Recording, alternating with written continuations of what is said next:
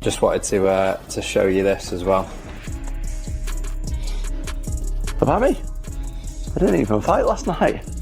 It's Dana. Do you have any updates about the eye of Tom Aspinall, and is there a rematch in the works? Oh, Jesus, don't let me talk about Tom Aspinall's eye. Apparently he's going in for a second surgery, or just had it, and by surgery I mean injections. I have no idea. Get a quote from him. God forbid I say something about it. Go ahead. Jeez. How close did you think you were to Here's your quote. Catching strays, aren't I? Catching strays in my own living room on a Sunday morning. Right, that's this one done. Next week, we've got the The friendly, relaxed Tom Aspinall you think you know? That version is about to completely disappear. Because when he steps back into that octagon, what's going to emerge is something primitive, focused, and absolutely ruthless. And here's what nobody's talking about while everyone's debating his future. This isn't just another fighter having contract disputes. This is a calculated predator who's been pushed to his breaking point, and the explosion that's coming is going to reshape the entire heavyweight division. But the real story isn't what happened in his last fight. It's what's happening behind the scenes right now that has him ready to burn it all down. The reports are out. UFC asked Tom Aspinall to vacate the title until he was ready to go. He said he'd be willing to vacate the title as long as they released him. Now, that opens the door so he can go ahead and box. This is a really weird situation. The heavyweight division is just a total shit show right now. And it's been a shit show since the John Jones coming in, not wanting to fight, the interim champion, which was Tom Aspinall at the time, and then fighting Stipe. No disrespect to Stipe, but it was just, John had something in mind, and the UFC didn't squash that. They allowed that fight to happen, and it just led into this thing where the heavyweight division's been on hold since the John Jones, what do we call it? Bottom line is, Jailton Almeida is gone. Okay, they just released him. Tom Aspinall, if he is gone, John Jones doesn't seem like he's coming back, especially not to the heavyweight division. We have a mess. We have a disaster on our hands. The heavyweight division and the 205-pound division, the light heavyweight division, both weight classes are the worst that they've ever been. And these used to be the pillars. These used to be what would carry the promotion. When the merger of Strikeforce and the UFC happened, the heavyweight had ever been. And the light heavyweight division, honestly, UFC was built off of the light heavyweight division. This is wild to me, man.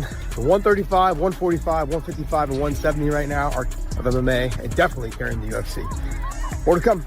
Right, and I'm not defending Tom because I'm a friend of his, and I don't really even talk to Tom very much. We're not even friends like that. I was always an admirer of Tom's work, and I believed in his potential. A lot of people are talking shit because against Cyril Gane. Time to face reality. Everything you think you know about Tom Aspinall's situation is completely wrong. While fans are sitting there assuming he's just another fighter chasing paychecks, they're missing the deeper war that's been brewing for months. This is a man who represents pure, unfiltered talent meeting an immovable system that's trying to control him. And here's the kicker. A fighter with Aspinall's strategic mind and devastating power doesn't beg for opportunities. He takes them. The biggest battles in MMA happen outside the octagon, and right now Aspinall is waging war against the entire UFC machine. If Dana White and the brass mishandle this situation, the damage Aspinall can unleash goes way beyond just leaving the promotion. He's positioning himself to expose everything that's wrong with how this company treats their elite talent.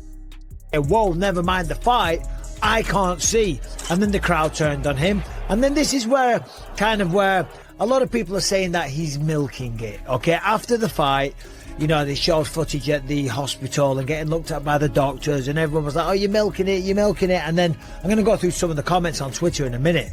The same kind of thing there, right? And maybe he was, right? Maybe there was a little truth to that, because I understand it, by the way, because he wants to show the world, hold on a minute, I'm the victim here.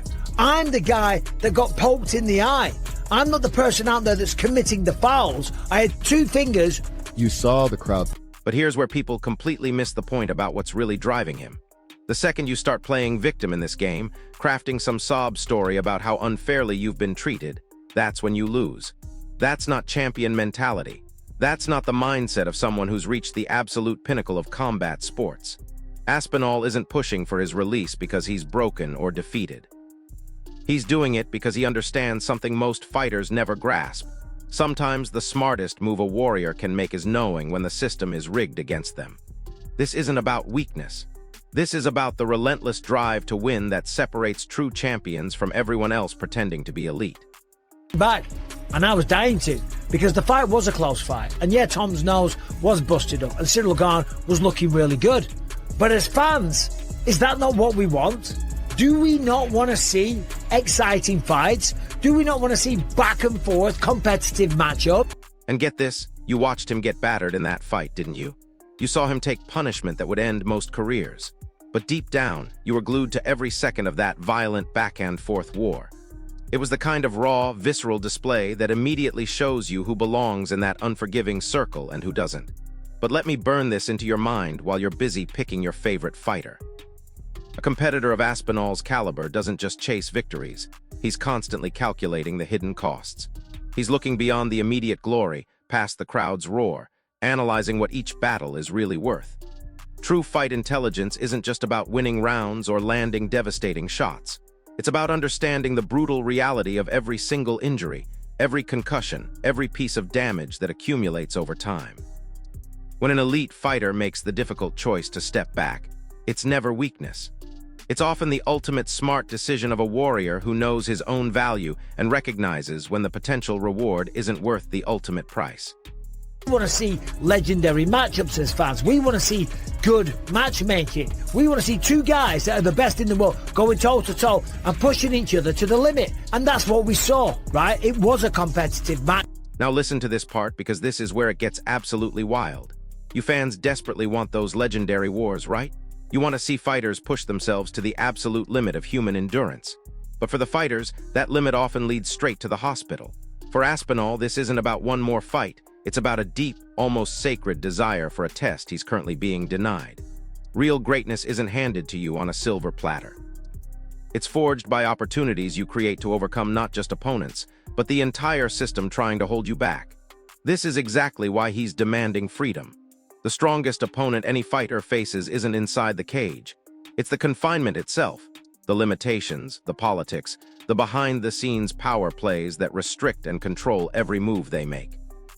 A lot of the public fan base has had to say, now granted, this is on Twitter, right? And we know Twitter is a bit of a cesspool of negativity and toxicity, right? I'm sure if we looked at the Instagram comments, it'd be a little more positive. But look at these guys. First of all, Grok, is this real? Come on, man. You really think the heavyweight champion of the world is out there? He's going to fake something like this? He's going to put some, like, I don't know, eye drops in his eyes and be playing a whole stunt? No, we all saw the eye pokes. We all saw the aftermath. We all saw the fallout. We all saw the appointments with the doctors. And now we're seeing 4 months later the fact that he's had surgery. Hold up. Did you catch what just happened during his injury recovery? You were there for that sickening snap, weren't you? You followed his journey through months of agonizing rehabilitation, the grueling surgery, the uncertainty about whether he'd ever be the same. And yet, after witnessing all of that, people still have the audacity to sit there talking about deception and fake narratives. This isn't some movie set with stunt coordinators and special effects teams. This is a man's actual life, his real bones, his entire future hanging in the balance every single time he steps into that savage pit of violence. The sheer nerve of some people to dismiss that harsh reality is absolutely mind-blowing. It's not just ignorance, it's a direct insult to every single fighter who pours blood, sweat, and tears into this sport for your entertainment. This intimate sacrifice is exactly why someone like Aspinall has earned his elite status. It's not just about the physical pain your body endures. It's about questioning everything you believe about yourself when the sport you love starts treating your commitment as disposable. Didn't even do. If anything, people should be more pissed at Cyril Gane, and then underneath that, Tommy's milking this shit, but hey, it is what it is. He wanted out of the UFC and got his chance. Now he'll sue for a few mil, and that will be that. And we can go on all day, we can go through it, but you get the general consensus, you know? I mean, fake, they said, right, I don't know. Listen, at the end of the day, these guys are talking out their arse. What do you mean he wanted out? This man has worked his way up. The man became the interim heavyweight champion of the world by stepping up on short notice and taking out Sergey Pavlovich. Here's the kicker that nobody wants to acknowledge. It's not just broken bones and torn ligaments. It's the soul-crushing pain of shattered trust. That moment when you dedicate your entire existence to the sport you love, only to have the system dismiss your sacrifice as somehow fake or exaggerated. That's a special kind of injury that cuts deeper than any physical damage. It attacks the core of who you are as a competitor. It makes you question everything. Is your courage real? Is your dedication genuine? Is any of this worth the price you're paying? When your heart gets ripped apart like that, that's when real character emerges. That's where champions separate themselves from pretenders. Aspinall understands the heavy toll this demands, and the critical question becomes, do you comprehend what's really at stake here? To the majority of his opponents. And yeah, you know, he had a couple of things that week with the DC and saying he was going to boxing and all that type of stuff. But at the end of the day, the fight was looking like a really, really good one. Now, I was excited for the rematch, and there's still been no talk of a rematch. Because, of course, there hasn't. How can you have a rematch when one half of the matchup is still going through medical clearance, still trying to get his vision back? And in fact, if you read out the actual statement from the doctor, this was an Instagram post, and this is what was written, but it was like written in third person. I think Tom shared it or something like that. It says, after his highly publicized eye poke... But wait, it gets worse. You're hearing those whispers about Aspinall wanting to leave the UFC entirely, aren't you? Let me make this crystal clear. You've got this completely backwards. You've totally misread what kind of fighter he really is. This is not and never was the mindset of someone looking for an easy way out. This is a man who, on short notice, dove headfirst into brutal competition against a monster like Sergey Pavlovich and ripped the interim championship away from him in spectacular fashion. That's not someone seeking an escape route or looking for the exit door. That's the definition of a predator constantly hunting its next prey. While ordinary contenders might seek comfortable matchups, a true champion like Aspinall is driven by something far more powerful, pure, uncompromising hunger for undisputed glory. This isn't about running from the octagon. It's about completely dominating the challenge on his own terms. Working closely with him on his recovery. Following his operation on both eyes, we continue the journey to get Tom's vision back to fighting fitness, right? Now, let's talk about that. What is fighting fitness? Well, I know this very well. The benchmark for having fighting fitness is 2,200. Now here's what makes this situation absolutely insane. Dismissing his recent fight cancellations as simple timing issues completely ignores the terrifying reality he's facing. This sport is literally threatening to rob this man of his eyesight. You heard that right? He's waiting for medical clearance because his vision has been compromised. This isn't drama for the cameras or some elaborate performance. This is the brutal price of competing at the highest level, and this is exactly why Aspinall is demanding a path forward with zero compromises. The sport demands everything from these warriors, and you need to understand this reality so deeply it gets carved into your consciousness. Fighters compete for moments, but champions carry the damage for life. Every fighter, no matter how incredibly tough, has a breaking point. When the stakes aren't just about pain anymore, but about the dark possibility of permanent blindness, everything changes. The focus isn't simply on winning a championship. It's about controlling your ultimate destiny before the cage permanently steals your sight. 200 vision, all you gotta get is the top letter, the big old massive one, and then the two relatively big ones underneath that. If you can read those three letters, you have 2,200 vision. I know this because I cheated the eye test many times to go on and have my legendary career where I did end up in the Hall of Fame and with a few belts and stuff like that, right? So I know what I'm talking about. So to get Tom's vision back to fighting fitness means he's got to have 2,200. And get this, when you hear a measurement like 20/20 vision, it might sound like some cold, clinical assessment of fighting readiness. But don't be fooled by that sterile number. What it really represents is the exact measure of a warrior's resolve being tested to its absolute limit. This is the hidden cost that's forcing someone like Aspinall to seek his own path, to demand control over his career. He's not just recovering his vision, he understands the enormous sacrifice of staying in that ring, of continuously risking his physical well-being for a system that might not have his best interests at heart. This understanding separates elite fighters from everyone else in this savage business. Every fighter wants the glory, every champion lives for the thrill of victory. But the truly elite competitors, those with genuine fight intelligence, they recognize that sometimes a great fighter's smartest move is knowing when to choose their own battlefield. You're not witnessing retreat, you're watching a calculated strategic withdrawal. Aspinall isn't running from defeat. He's making a winner's choice based on unmatched foresight and determination. Would say to me that the operation has been a success, so now it just is a matter of time before Tom to rest up, to heal from the surgery, and then come back and rematch Cyril Gane. But how long will that be? Because the one thing that you can't do, and I've said this in multiple other videos, you cannot rush this. When you rush back too soon, things can go wrong. When you operate on something, you weaken it. Anytime you go in there and drill or cut and slice and mess about with it, you weaken it. So you have to allow it a lot of time to restore, to heal 100%. But here's where some people would argue that champions don't need perfect vision in battle, that they see only what's essential, that they push through the darkness and overcome obstacles because that's the fundamental requirement for every fighter in this brutal game. So when Aspinall talks about vision and perspective, you have to wonder, is this just about his physical eyesight, or is it a deeper question about his fighting spirit? The argument goes that this isn't about needing perfect vision. It's about having fight intelligence and that fierce, unrelenting warrior drive that pushes you past all physical limitations. If you're looking for an exit when the battle demands more focus, maybe you're not a real champion, just a competitor who lost the hunger to win. But that perspective completely misses the tactical genius of a true winner who's thinking 3 moves ahead of everyone else. The negative comments on Twitter and Instagram and all these dickheads online because they don't know what they're talking about at the end of the day. You'll be back at some point. I look forward to it. I look forward to the rematch with Cyril Gane, and then you'll get used to all this shit again. Everyone coming out the woodwork and talking crap. Anyway, what do you guys think about everything that I just said? What do you think about Tom's situation? Do you think they're going to bring in an interim champion? Is it going to be Cyril Gane versus Alex Pereira, something like that? I really don't know. But what do you think? As I say, always say, let me know in the comment section and subscribe. You talk about... Let's be brutally honest here. Every injury you have to heal from every grueling training session, it drains your energy and saps your fighting spirit. If you come back too soon, too early in the recovery process, you don't just risk losing one fight, you jeopardize your entire career trajectory. This isn't just competition anymore, it's an existential battle for survival.